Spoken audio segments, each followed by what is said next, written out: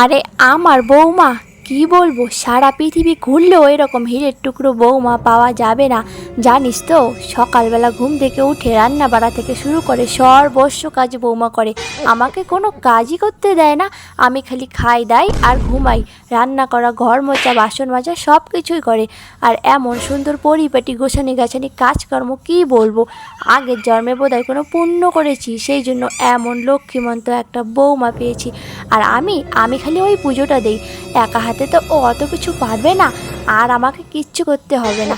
জানিস তো, এত ভালো বৌমা কি বলবো তোকে, সত্যি অনেক ভাগ্য করে পেয়েছি এরকম বৌমা। হ্যাঁ বাবা, মা আমার নামে এত ভালো ভালো কথা বলছে। আমি মাকে কত ভুল বুঝেছিলাম। সত্যি আমার একদম এভাবে বলা উচিত হয়নি। আমি এক্ষুনি যাব, মায়ের কাছে গিয়ে ক্ষমা চাইবো। মা কত ভালো ভালো কথা বলছে আমার নামে, মা খুব ভালো। মা, ও মা, আমাকে ক্ষমা করে দাও মা, আমি তোমাকে ভুল বুঝেছি। তুমি আমার নামে কত ভালো ভালো কথা বলছিলে, আমি বাইরে থেকে সব কিছু শুনেছি মা।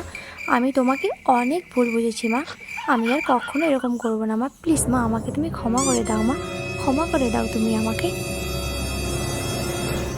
এই তুই রাখ তো ফোনটা, পরে কথা বলছি। চুপ করো।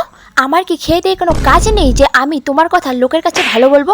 ওর বউকে নিয়ে খুব জ্বালার মধ্যে আছে, সেই জন্য আমাকে তো দেখাতে হবে আমি আমার বউকে নিয়ে খুব সুখে আছি, ভালো আছি। এই জন্যই বলেছি, না হলে তোমার নামে ভালো কথা বলতে আমার বয়ে গেছে। আমি কখনো তোমার নামে ভালো কথা বলবো না, কোনো দিনও না। ও, তাই তো বলি, কেন আমার নামে ভালো কথা বলছে।